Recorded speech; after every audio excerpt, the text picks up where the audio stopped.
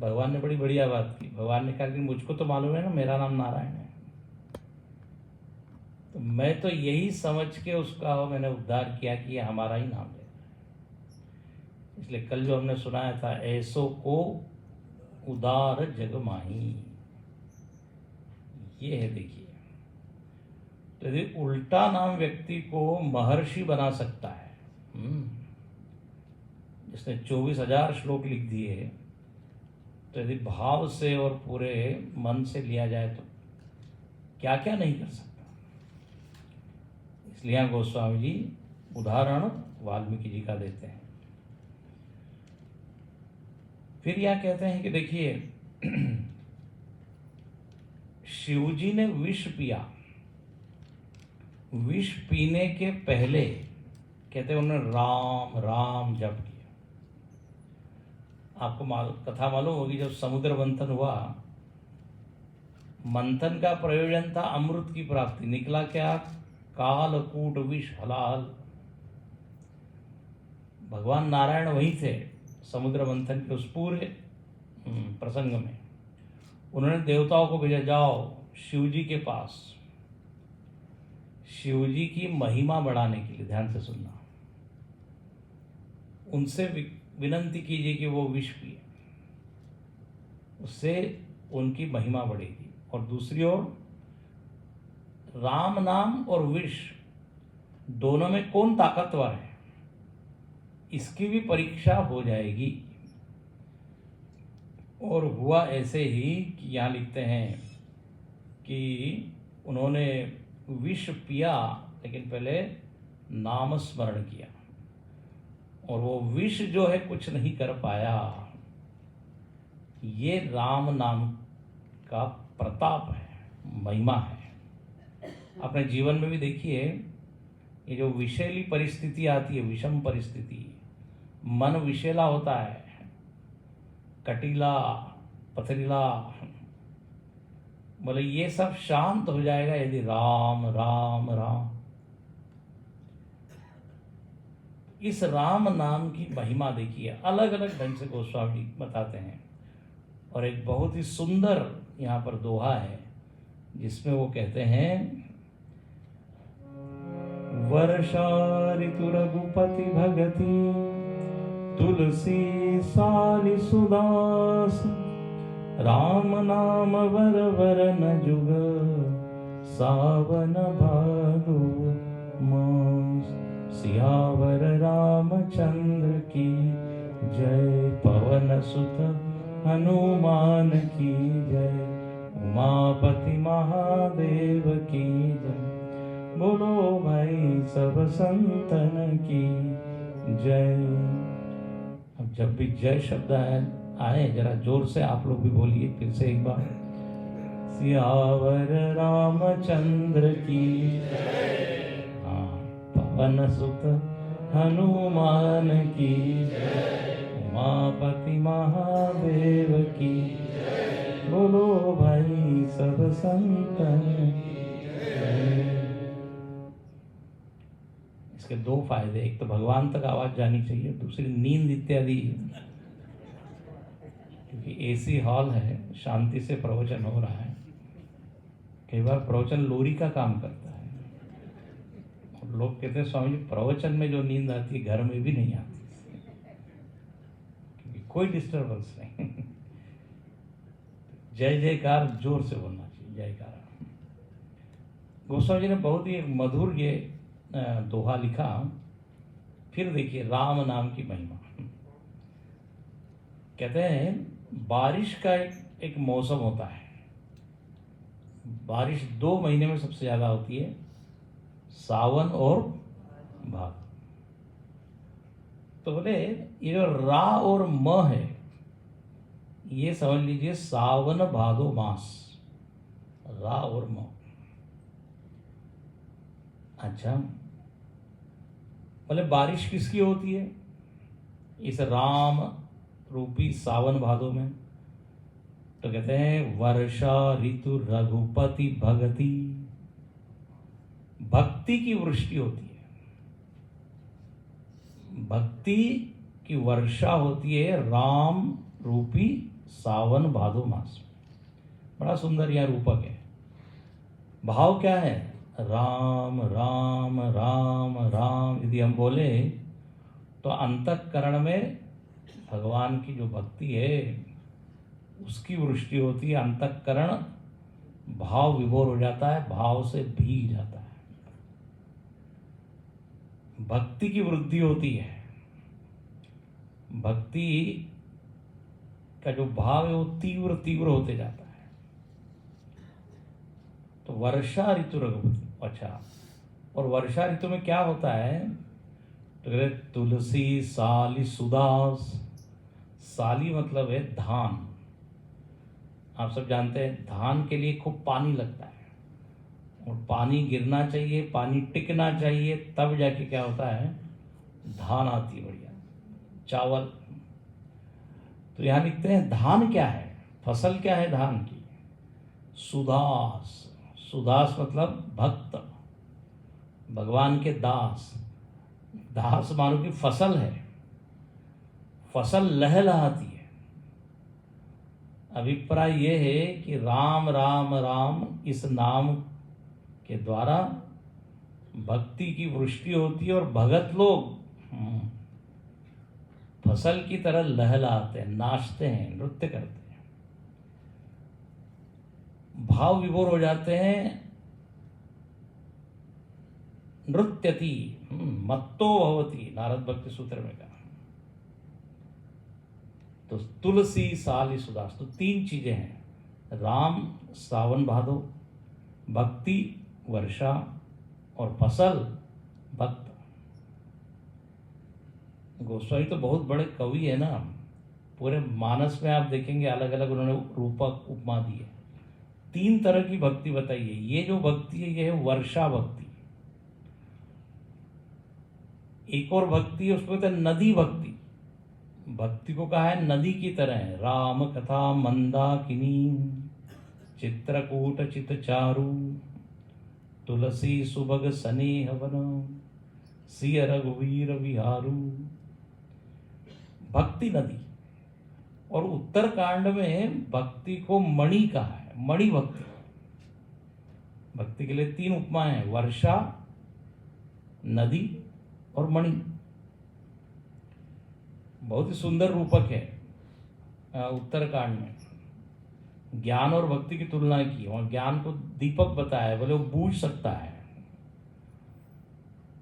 इंद्रिय द्वारा झरोखा नाना, आज सुबह भी हम बता रहे थे, विषय वासना की हवा से ज्ञान दीपक बूझ जाता है, लेकिन जो मणि दीपक है, दीपक पर कोई प्रभाव नहीं होता, जो मणि है।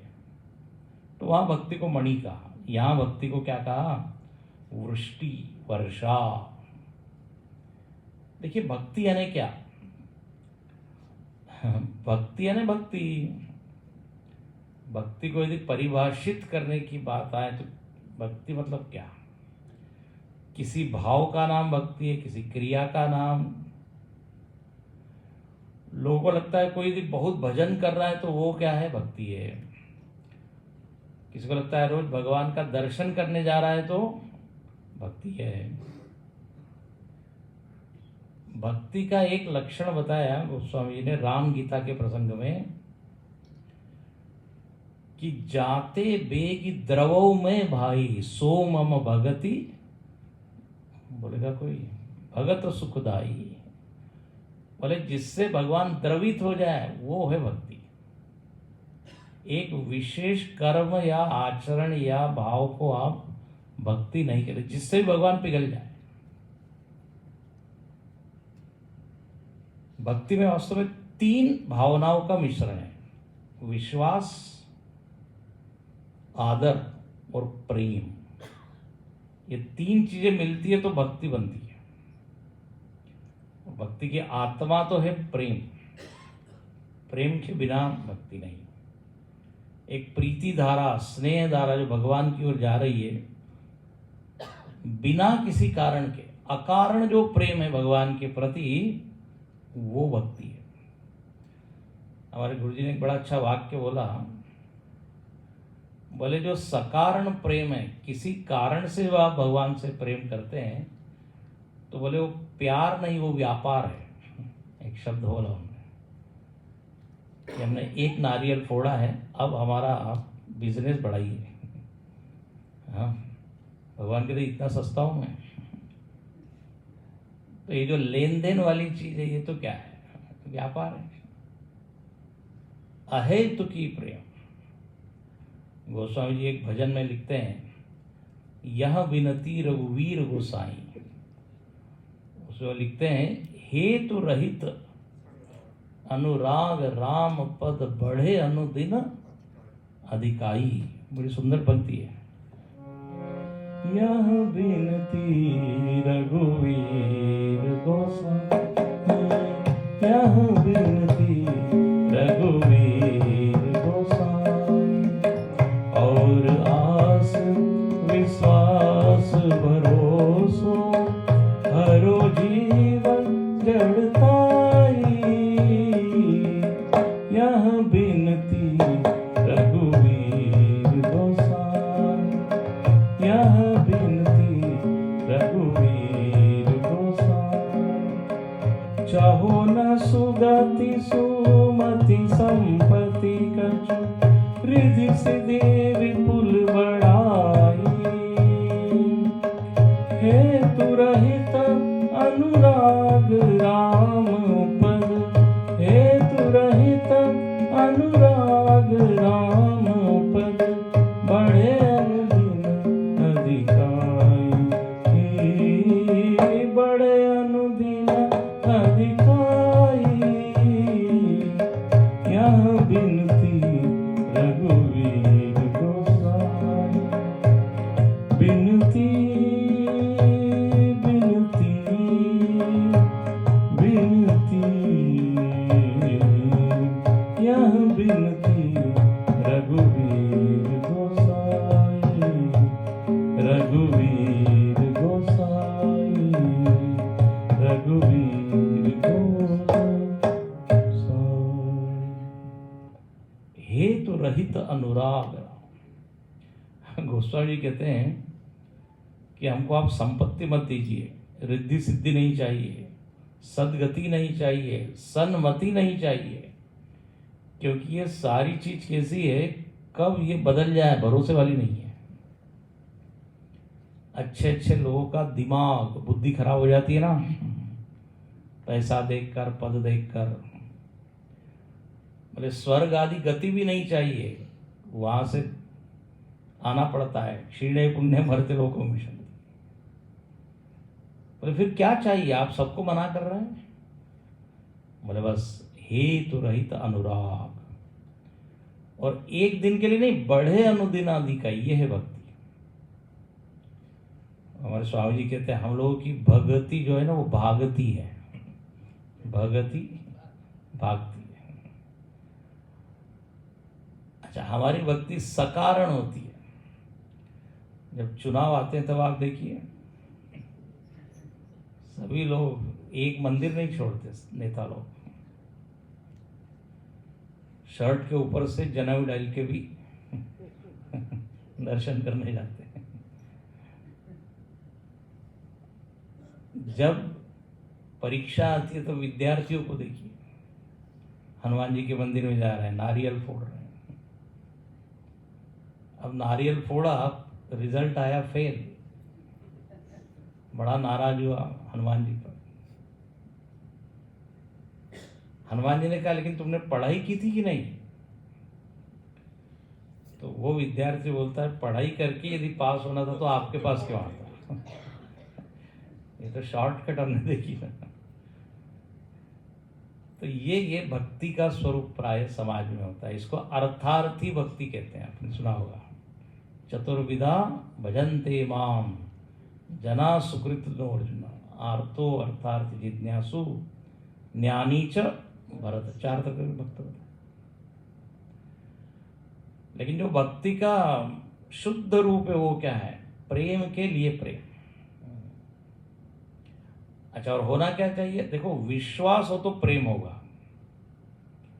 जिसमें विश्वास ही नहीं, प्रेम कैसे होगा?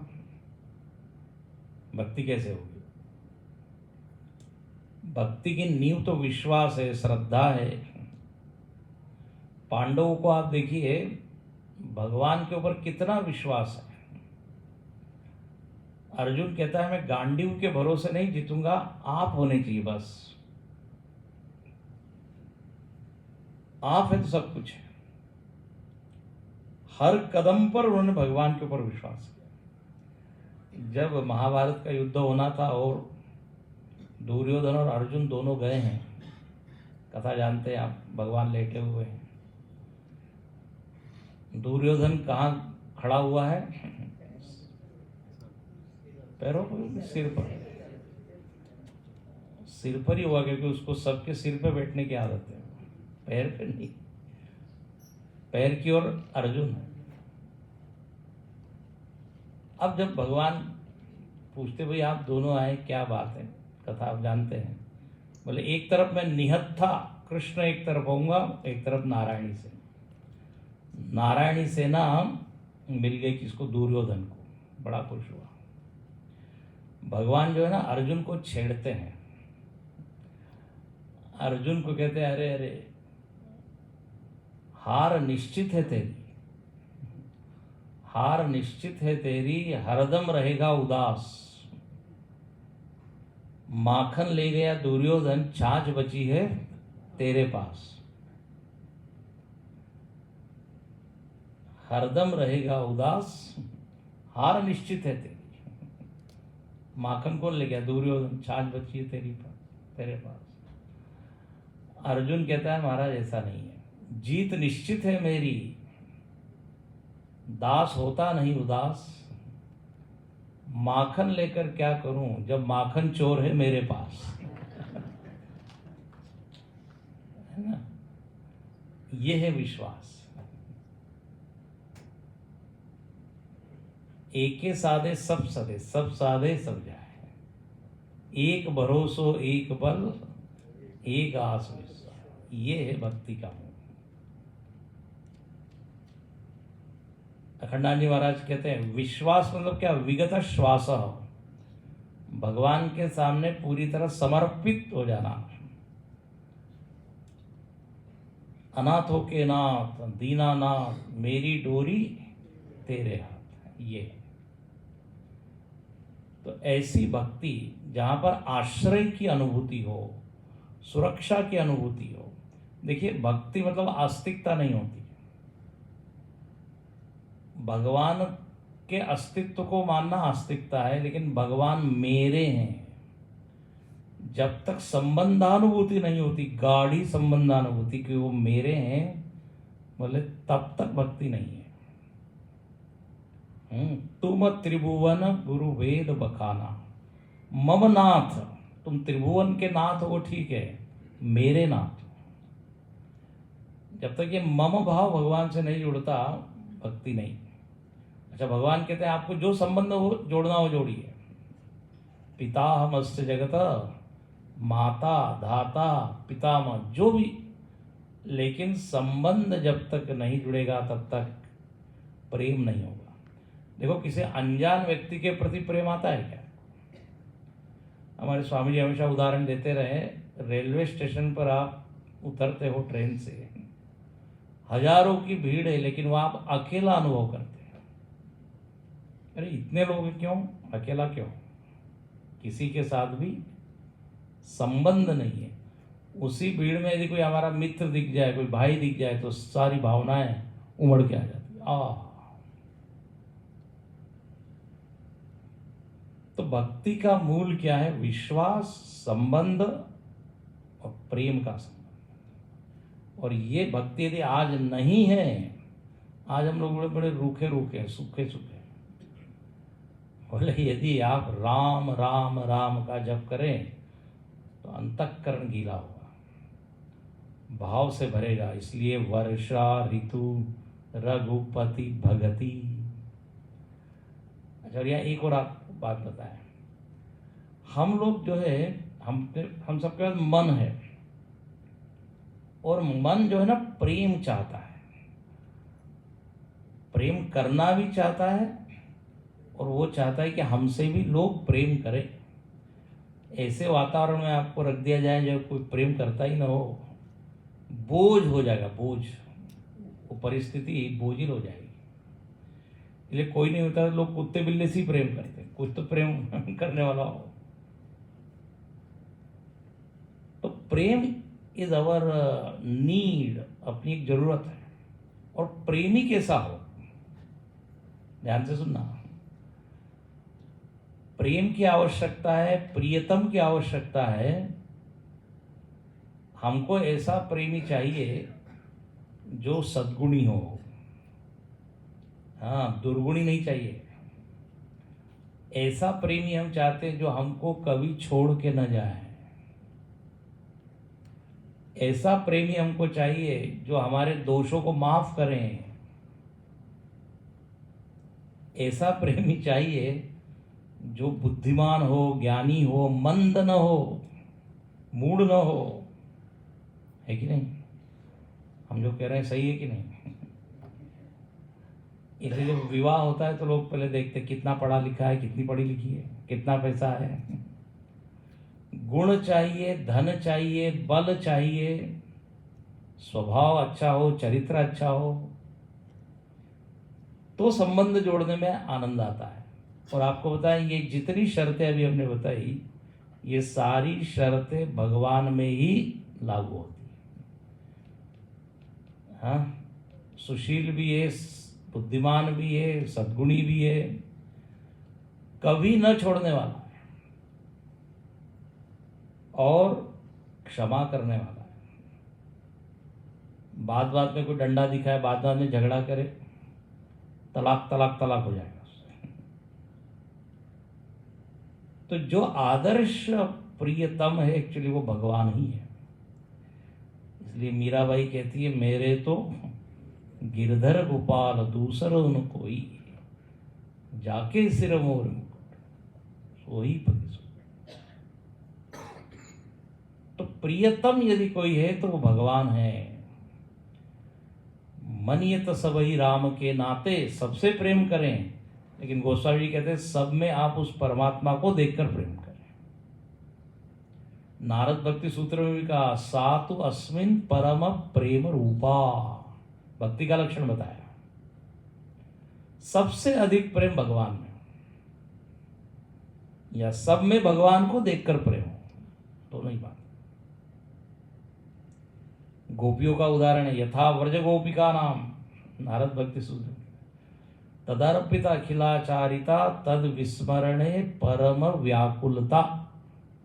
ये भक्ति का लक्षण है कि जब आप एक क्षण भूल जाए भगवान को तो लगे कि बहुत बड़ा अपराध हो गया।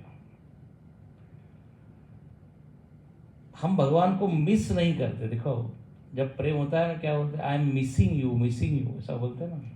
कोई व्यक्ति दूर चला जाता है अपना प्रेम, भगवान से कभी बोलते हैं क्या, भगवान आई एम मिसिंग यू? याद ही नहीं आती। ऐसे ही जन्म समूह सिराने, गोस्वामी जी ने विनय पत्रिका में एक पद लिखा, बोले दिन बीत जाते हैं, रात बीत जाती है, आयु बीत जाती है, जन्म बीत जाते हैं, लेकिन वो याद नहीं आती। तो बोले यदि इस भक्ति को लाना है तो भगवान नाम ही क्या है, एक उपाय है, नामस्मरण। इसलिए कहते हैं राम नाम बर वरन जुग सावन भादो मास।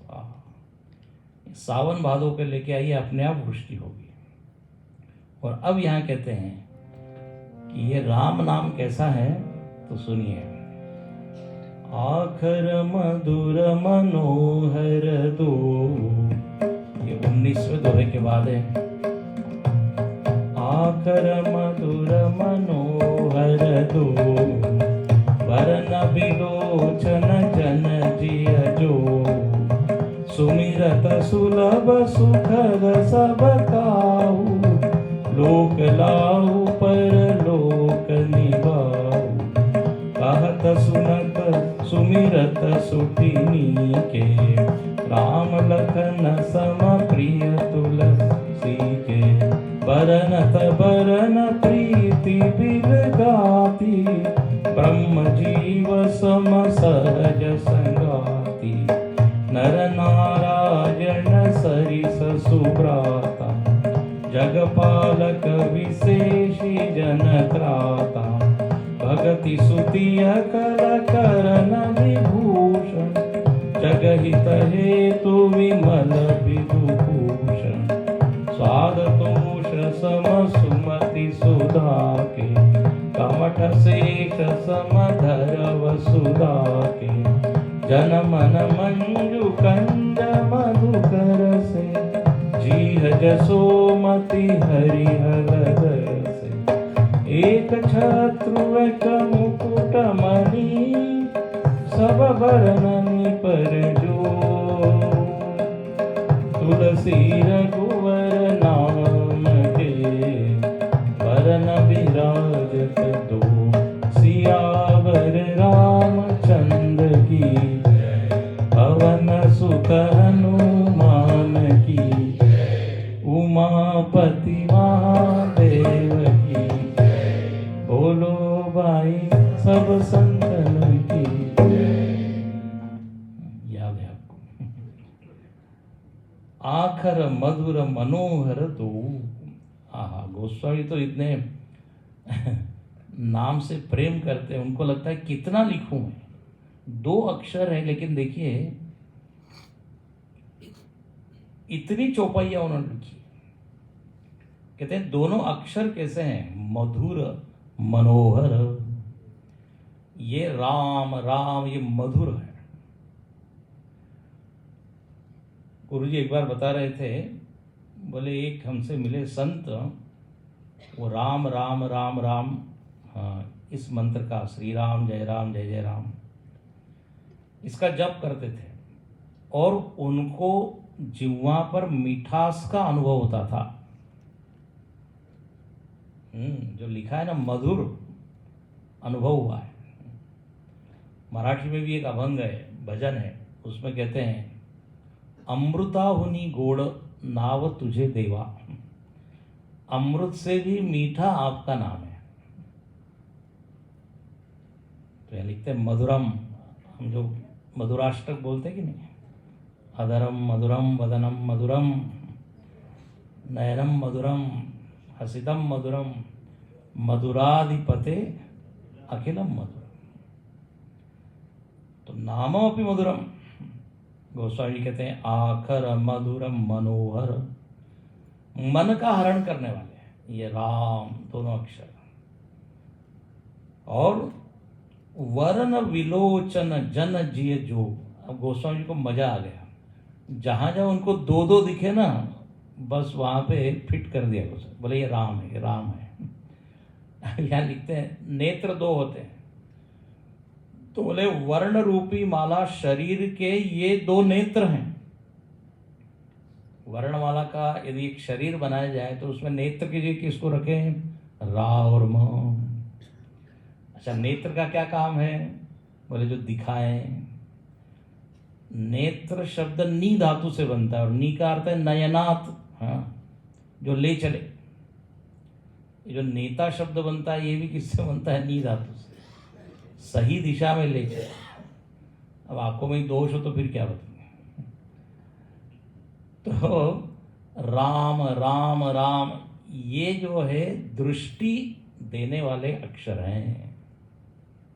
राम का जप हो तो दृष्टि शुद्ध हो जाए, इसलिए कहते हैं बरन बिलोचन जन जिय जो, और सुमिरत सुलभ सुखद सब का। गोस्वामी कहते हैं ये कोई बहुत कठिन नहीं है। कल ही हम बता रहे थे, राम बड़े आराम से बोल सकते हैं, तो बोले सुमिरत सुलभ सुखद। सुखद है, सुलभ है, और सब लोगों के लिए, सब काम। यहाँ पे देखिए भाव ये है कि साधनाएं तो बहुत प्रकार की बताई है, यज्ञ याग, हाँ, हवन, योग, आसन, प्राणायाम। आध्यात्मिक क्षेत्र में कितनी सारी साधनाएं, ध्यान, सब कठिन है। यज्ञ हवन करने के लिए बैठना पड़ता है 3-3 घंटे, 4-4 घंटे, फिर आंखों में क्या होता है? धुआं, फिर भी स्वाहा स्वाहा, और और वह हवन काफी लंबा चलता है, भूख लगी रहती है।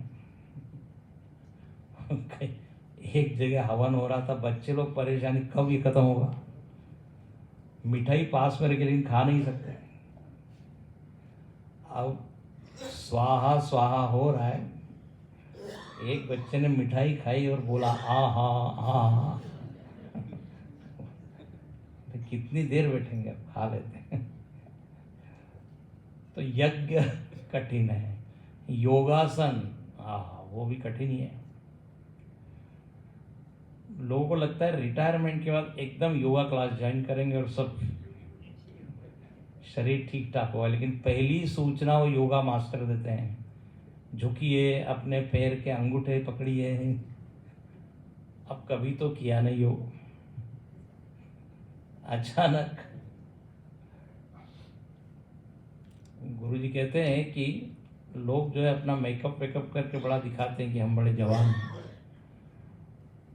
बोले वो कितने उनकी आयु है, ये यदि आपको देखना है तो जब वो सीढ़ी चढ़ रहे हैं तब आप देखिए, तब समझ में आ जाएगा। तो शरीर ठीक ठाक हो तब तो योगासन हो सकता है ना, बीमार हो तो योगासन नहीं होगा।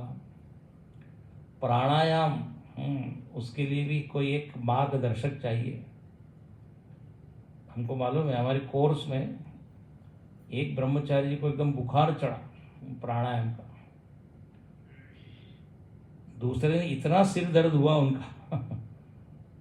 इसलिए कहते हैं देखा देखी साधे जो चीजें काया बाढ़े रोग, सुना है कि नहीं? देखा देखी नहीं करना, नहीं वो टीवी पे बाबा जी कर रहे तो हम भी करेंगे। योगासन प्राणायाम उसके लिए कोई चाहिए। हर साधना में कुछ न कुछ कठिनाई है, लेकिन ये नाम स्मरण में कोई कठिनाई है। आप बीमार हो लेटे लेटे कर सकते हैं, बैठे बैठे कर सकते हैं, इसमें कोई अधिकार की जरूरत नहीं। भगति स्वतंत्र सकल सुख खानी, पढ़ा लिखा हो अनपढ़ हो, स्त्री हो पुरुष हो, युवा हो वृद्ध हो, सबके लिए ये आसान है। इसलिए लिखते हैं सुमिरत सुलभ सुखद सबका हूं, और लोक और परलोक दोनों को दिखाने वाला है। परलोक का सुख भी इस नाम स्मरण से होगा, सदगति होती है। और कहते हैं कहत सुनत सुमिरत सुठी, ये दोनों अक्षर कहने सुनने और स्मरण करने में तीनों में आसान है, मीठा है, मीठे हैं। और गोस्वामी जी क्या लिखते हैं, खुद के लिए लिखते हैं, बोले ये रा और म कैसे हैं, राम लखन सम प्रिय तुलसी के। तुलसीदास जी को जैसे राम और लक्ष्मण प्रिय है, बोले ऐसे ये दोनों रा और म है। मतलब रा राम का संकेत है, म लक्ष्मण। देखो ये राम शब्द दोनों साथ साथ हैं, जैसे राम और लखन दोनों साथ साथ हैं। जब राम जी को वन गमन की आज्ञा हुई तो लक्ष्मण जी ने जाने की इच्छा प्रकट की, सुमित्रा जी ने कहा जरूर जाइए, तुम्हारे लिए ही जा रहे हैं, ऐसा लिखा। जहां राम तह अवध निवास, बोले जहां राम है वहां अयोध्या है। तो राम जी के साथ लक्ष्मण जी, ये दोनों कभी विलग नहीं। लक्ष्मण जी जब मूर्छित हो गए, कथा जानते होंगे आप, राम जी इतने बिलक बिलक कर रोने लगे, कहने लगे मुझको मालूम होता कि ऐसा ये घटना होने वाली है तो मैं अपना पिताजी का वचन त्याग देता, नहीं आता। दोनों का प्रेम अद्भुत है। रघुपति कीरति विमल पताका, दंड समान भयो जस जाका। राम जी क्या है, ध्वजा है, लक्ष्मण जी डंडा है, एक झंडा है एक डंडा है। प्रणाम करते हैं हम किसको, ध्वज को, लेकिन वो ध्वज खड़ा होता है किसके कारण, डंडे के कारण। अच्छा, और लक्ष्मण जी कभी डंडे का भी काम करते हैं, डंडा जानते हैं ना, दंडोपनिषद हमारे स्वामी जी की। राम जी के बारे में कोई कुछ बोल दे, फिर देखिए। तो ऐसे लक्ष्मण जी राम जी के साथ हमेशा है, जैसे रा और म दोनों साथ, दोनों का प्रेम है। और कहते हैं ब्रह्म जीव सम सहज संगाति। वाह वाह, क्या सुंदर उपमा है। बोले ये राम, रा और म कैसे हैं? ब्रह्म और जीव के जैसे। ये गोस्वामी जी के मानस में आप देखेंगे, वेदांत झांकता है, उपनिषद के सिद्धांत, हाँ, वेदांत की श्रुतियां, भगवत गीता के श्लोक इसमें आ जाते हैं। अब ये एक सिद्धांत है, जीवो ब्रह्मैव ना परः। सुना है ना आपने? ब्रह्म सत्यम जगन मिथ्या जीवो ब्रह्मैव ना परः। जीव और ब्रह्म ये दो अलग अलग नहीं है।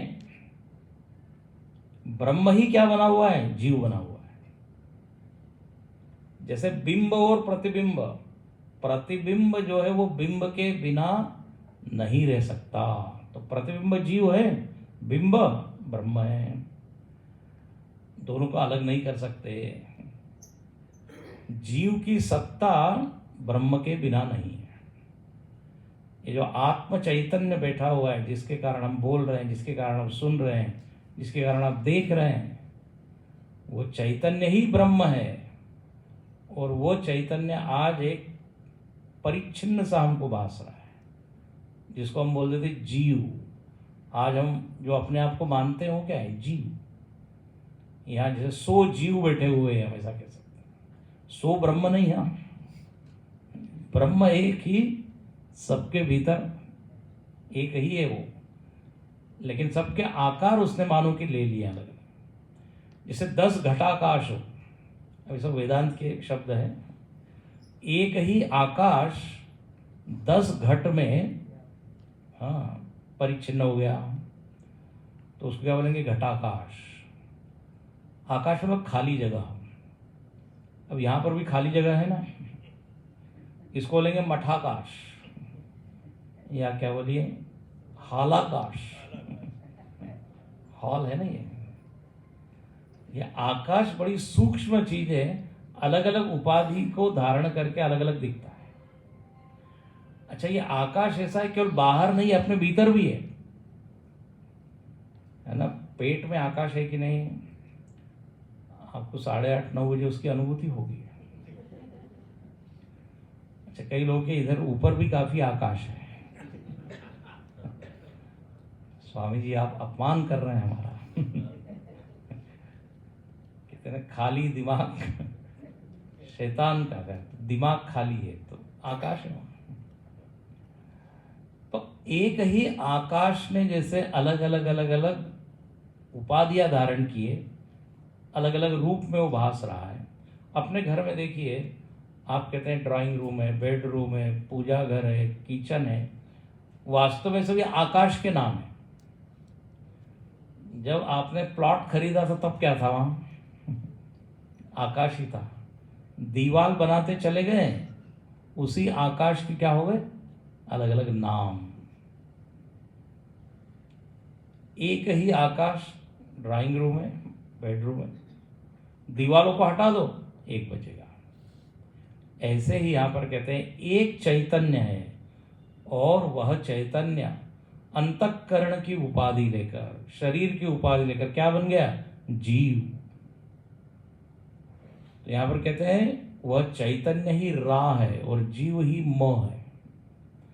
इसको आप अलग नहीं कर सकते। ब्रह्म जीव सम सहज संघाती। ब्रह्म ही जीव बना हुआ है। दोनों, इसलिए गोस्वामी जी बीच बीच में वेदांत का एक डाल देते हैं एक सिद्धांत, और फिर कहते हैं नर नारायण सरिस सुभाता। बोले रा और म कैसे? नर नारायण के समान है। आप यदि बद्रीनारायण जाएं, बद्रीनाथ, तो वहां नर नारायण पर्वत है।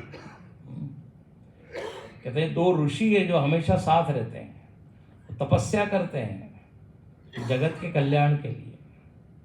तो ये रा और म नर नारायण है, इसलिए आगे लिखते हैं जगपालक विशेष जन त्राता। ये रा और म जग का पालन करते हैं, जैसे नर और नारायण। जिसने राम राम राम किया उसका पोषण, उसका पालन ये शब्द करता है। और अगली तो बहुत ही सुंदर उपमा है, भगत सुतीय कल करण विभूषण। कल्पना कीजिए, भक्ति एक सुंदर युवती है, सुतीय, सुतीय मतलब सुंदर युवती, स्त्री। तो भक्ति को स्त्री की उपमा दी है। जैसे भागवत जी में भी आता है ना, भक्ति माता है और उनके 2 पुत्र हैं, कथा सुनी है ना। कौन से पुत्र हैं? ज्ञान वैराग्य, सोए पड़े हुए हैं, मूर्छित, अपने भीतर भी ज्ञान वैराग्य मूर्छित पड़े हैं। हाँ, अच्छा, तो वहां भक्ति माता बताई, यहां पर भी भक्ति माता है। अच्छा, ये भक्ति स्वयं में ही सुंदर है। कोई माता जी सुंदर हो और यदि 2 क्या लगा दिए जाए, कर्णफूल उनके कानों में, तो उनकी सुंदरता और बढ़ जाती है। माता जी लोग श्रृंगार करती है तो 16 श्रृंगार होता है, तो कर्णफूल, ईयर रिंग्स। तो बोले रा और म क्या है? ये कर्णफूल है। भगति सुतीय कल करण विभूषण। भक्ति और सुंदर हो जाती है यदि राम राम राम इस मंत्र का, इस नाम का जाप करें। और कहते हैं ये रा और म कैसे हैं? सूर्य और चंद्रमा के समान है। हमने कहा ना, जहां जहां गोस्वामी को 2 दिख रहे हैं, उनको वहां राम दिख रहा है,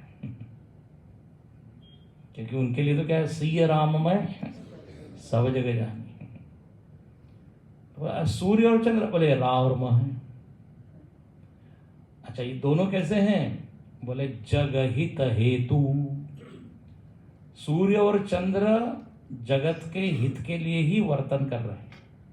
भगवान ने मानो कि 2 लाइट फिट कर दी, दिन में सूर्य और रात में से हम लोग नाइट लैंप लगाते हैं ना, चंद्रमा को लगाते हैं, और दोनों ही जगत का कल्याण कर रहे हैं।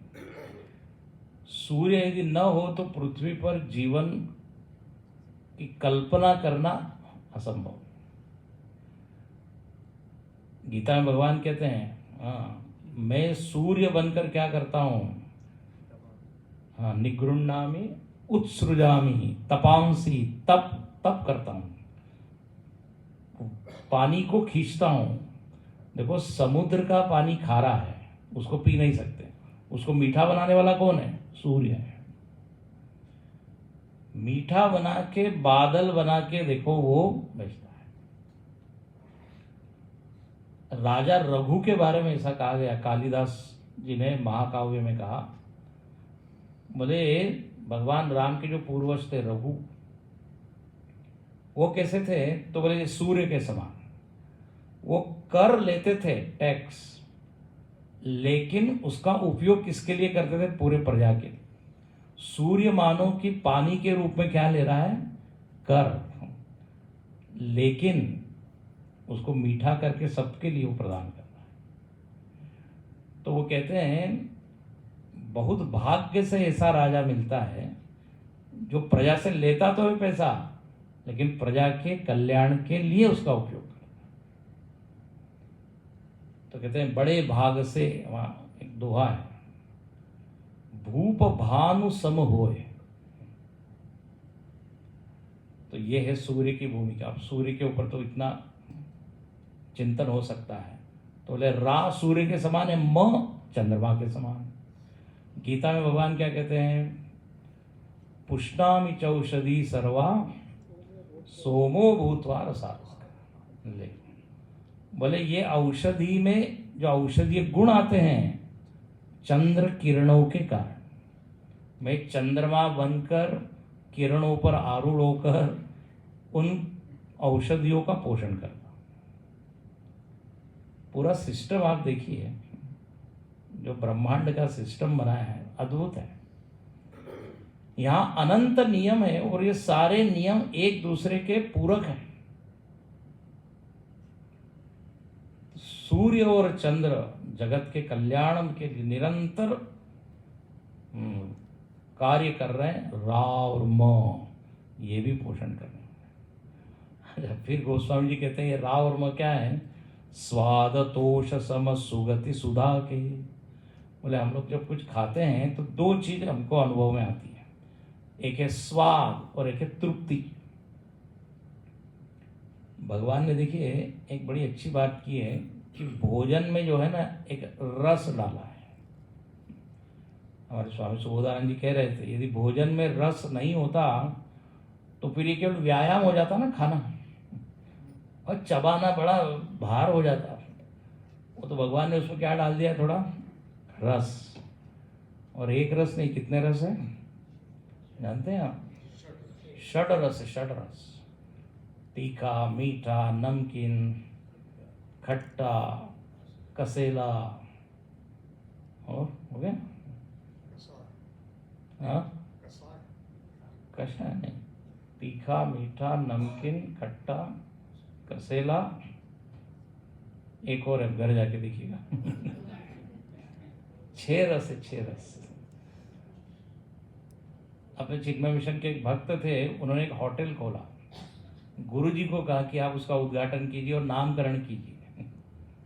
तो गुरुजी ने उसका नामकरण किया षड रस। अरे तुम्हारे होटल में ऐसा आनंद हो जिसमें सब रसों का आस्वादन लोग कर पाए। तो यहाँ लिखते हैं जब आप खाते हो तो 2 चीजों का अनुभव, तृप्ति का अनुभव और स्वाद। बोलिए रा और म ये दोनों उसी के प्रतीक है। जब आप राम राम करेंगे तो उसमें रस भी आएगा और तृप्ति भी। देखिए क्या सुंदर यहाँ पे गोस्वामी जी की सोच है। और कहते कमठ शेष सम धर वसुधा के, उनको 2 और मिल गए। बोले ये राम कैसे हैं? बोले ये आधार है, आधार। बोले कैसे आधार? तो कहते हैं जैसे कमठ, कछुआ और शेष। अपने पुराणों में वर्णन है, कल्पना ऐसी है कि ये पूरी पृथ्वी किसके ऊपर टिकी हुई है? शेषनाग पर। और तो शेषनाग आधार है। अच्छा, दूसरा जब समुद्र मंथन हुआ और मंदराचल पर्वत जाने लगा तो भगवान ने आधार दिया, क्या बनकर? कछुआ, कच्छप अवतार हुआ। तो ये दोनों जो है शेष भगवान और कच्छप आधार का काम करते हैं। और वहाँ बड़ा अच्छा वर्णन है, कच्छप के ऊपर जब मंदराचल घूम रहा था, भगवान को बड़ा अच्छा लग रहा था। पीठ पे जब खुजली होती है ना, और प्राय वही खुजली होती है जहाँ हाथ पहुँचता नहीं है, इधर बड़ा काफी। तो जब कोई खुजाल लेता है उससे, क्या कंगी से, नाना जी कहते हैं पोते से, हाँ कंगी लेके आओ जरा। या आजकल एक दूसरी भी चीज है, जनेऊ।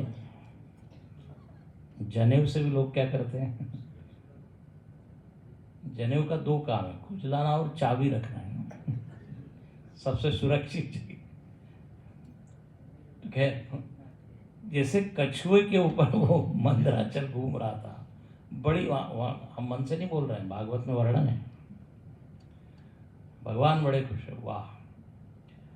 तो कछुए का आकार या आधार उन्होंने दिया है उस पर्वत को। बोले ऐसे ही ये रा और म ये जीवन का आधार है। देखिए कितने ढंग से उस राम को यहाँ पे प्रस्तुत किया है। तृप्ति देने वाले भी है, संतोष आनंद देने वाले भी है, प्रकाश देने वाले भी है, शीतल भी है, हाँ, पालन करने वाले हैं, पोषण करने वाले हैं, सुंदर बनाने वाले हैं, जीव और ब्रह्म की तरह है, कभी विलग नहीं होते। ऐसे ये राम और कैसे हैं? बोले जीह जसोमति हरिहल धर सो। बोले ये कृष्ण और बलराम की तरह। अब बताइए, रा और म, कृष्ण और बलराम। और एक जीव क्या है? जसोमती, यशोदा। देखिए भाव क्या है, जीव में से शब्द निकलते हैं। तो यशोदा जी माता है कृष्ण और बलराम की। तो बोले जैसे कृष्ण और बलराम दोनों यशोदा जी को आनंद देते हैं, ऐसे ही अपनी जिह्वा को आनंद मिलेगा यदि उसमें रा और म आ जाए। जीह जसोमति हरिह लदर से, देखो उधर राम और लक्ष्मण का, और इधर क्या, कृष्ण और बलराम। रामावतार में लक्ष्मण जी छोटे हुए, राम जी बड़े हुए। लेकिन आप जानते हैं लक्ष्मण जी ने कहा कि जब अगली बार अवतार होगा तो हम बिल्कुल छोटे नहीं बनेंगे, बहुत काम करना पड़ता है, काफी सेवा करनी पड़ी है, और बस ठीक से नींद भी नहीं ले पाए। इसलिए अगली बार यदि अवतार होगा तो हम बड़े बनेंगे, कुछ काम नहीं करेंगे। इसलिए हम देखते हैं बलराम जी का ज्यादा सक्रिय नहीं, बीच बीच में प्रकट हो जाते हैं। ज्यादा एक्टिव कौन है, कन्हैया। अच्छा मजेदार बात है, दोनों वही है। जग में सुंदर है दो नाम, चाहे कृष्ण कहो या राम, लेकिन दोनों का व्यक्तित्व बिल्कुल अलग है।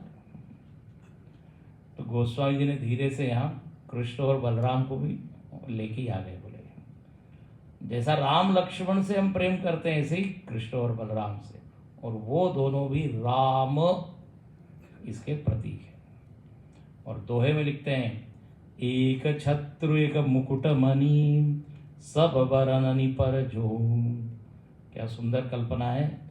जब राम लिखते हैं तो राम है रेफ, रेफ होता है ना, रेफ मतलब इसे धर्म अर्थ ऊपर चला जाता है, आधार, उसको रेफ कहते हैं। तो ये कल्पना क्या है, बोले ये राम क्या है, ये मुकुट की तरह, जैसे मुकुट होता है ऐसा।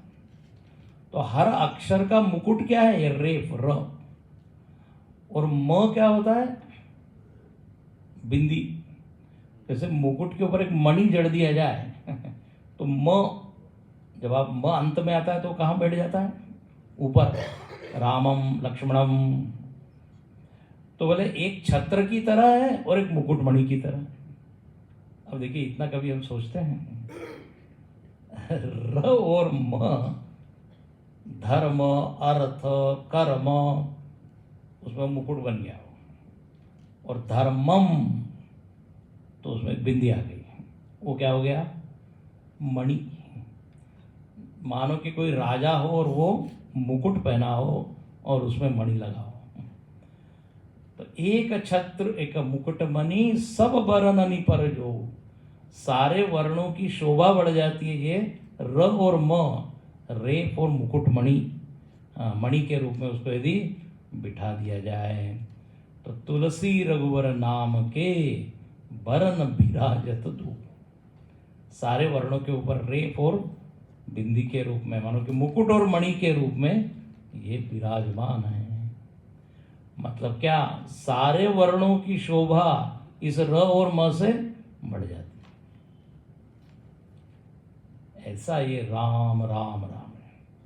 और अब आगे का विषय तो बहुत ही प्यारा है, उसको हम कल देखेंगे। उसमें गोस्वामी जी कहते हैं कि राम और राम जी, मतलब राम नाम और नामी दोनों को अलग नहीं किया जा सकता। समुझत सरिस नाम अरुनामी, प्रीति परस्पर प्रभु अनुगामी। बहुत ही बढ़िया है। कहते हैं ये राम जी और राम नाम, इन दोनों में क्या संबंध है। बोले एक सेवक है और एक स्वामी है। स्वामी कौन है मालूम है, स्वामी राम नाम, और नौकर कौन है, राम जी। और बोले ये कैसे, क्या है प्रभु अनुगामी, प्रभु अनुगामी है। राम जो है मालिक है, राम बोलते ही कौन दौड़ के आता है, राम, राम जी दौड़ के आते हैं। जैसे आप बोलते राजू, नाम लिया तो वो व्यक्ति दौड़ के आया, तो व्यक्ति मानो कि कौन हो गया, सेवक। क्या सुंदर बात है, प्रभु अनुगामी। इसलिए हमने पहले ही कहा था, राम से बड़ा राम। नाम बोलते हैं तो राम जी दौड़ के आ जाते हैं। बताइए, जैसे मालिक बुलाता है अपने सेवक को। इसलिए यहाँ पर एक भजन है, एक भजन गा के पूर्ण करें। राम नाम अति मीठा है, कोई गा के देख ले, आ जाते हैं राम, कोई बुला के देख ले। शबरी माता ने यही किया है।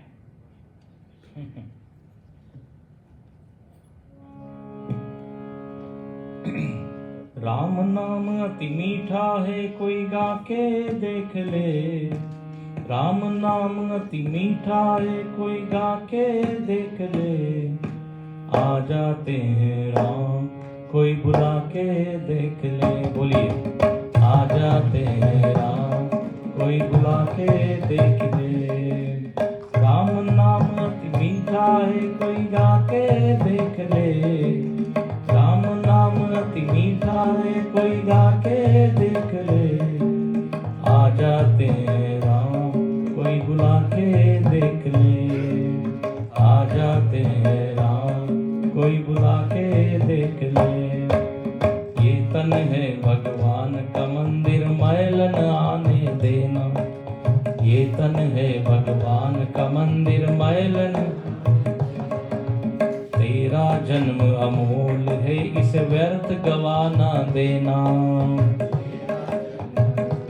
जोर से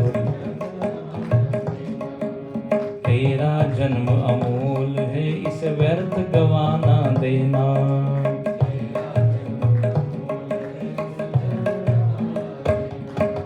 राम नाम की महिमा कोई गा के देख ले।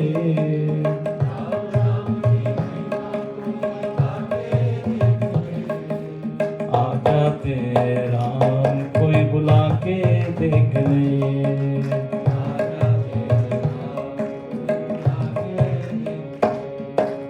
जिस मन में अभिमान भरा, भगवान कहाँ से आए। इस मन में अभिमान भरा, घर में घोर अंधेरा है, मेहमान कहाँ से आए। घर में घोर अंधेरा है, राम नाम की ज्योति कोई जला के देख ले।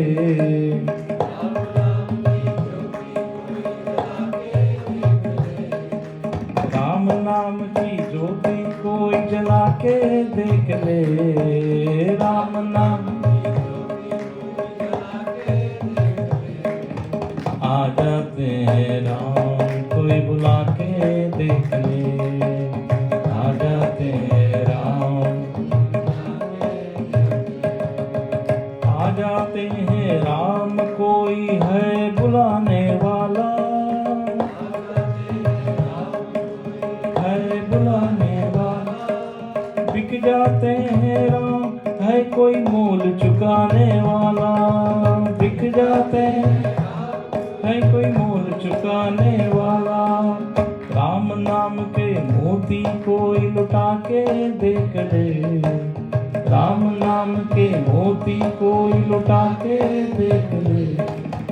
आ जाते हैं राम, कोई बुला के देख ले। आ जाते हैं राम, कोई बुला के देख ले। राम नाम अति मीठा है, कोई गा के देख ले। राम नाम अति मीठा है, आ जाते हैं राम, कोई बुला के देख ले। आ जाते हैं राम, कोई बुला के देख ले। श्री राम जय राम जय जय राम। श्री राम जय राम जय जय राम। श्री राम जय राम जय जय राम। श्री राम जय राम जय जय राम। श्री राम जय राम जय जय राम।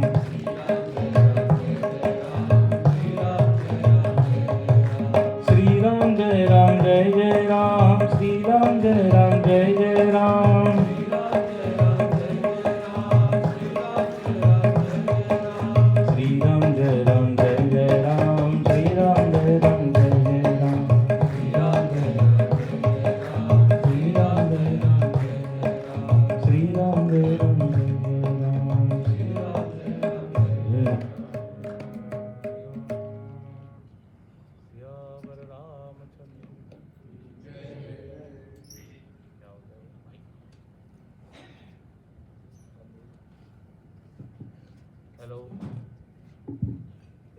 हरि ओम। हाँ, ऐसा कहते हैं जब भजन गाते हैं ना तो सब लोगों को गाना चाहिए, क्योंकि जब गाते हैं तो सारे पाप जो है निकल जाते हैं।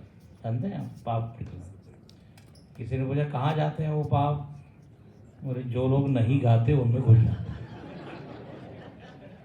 स्वामी जी ये बात आपको पहले बताना चाहिए था, हमने गाया नहीं। तो कल फिर याद रखिएगा, ठीक है। चलिए आरती। श्री शंभुनाथ द्विवेदी जी, श्री श्रवण कुमार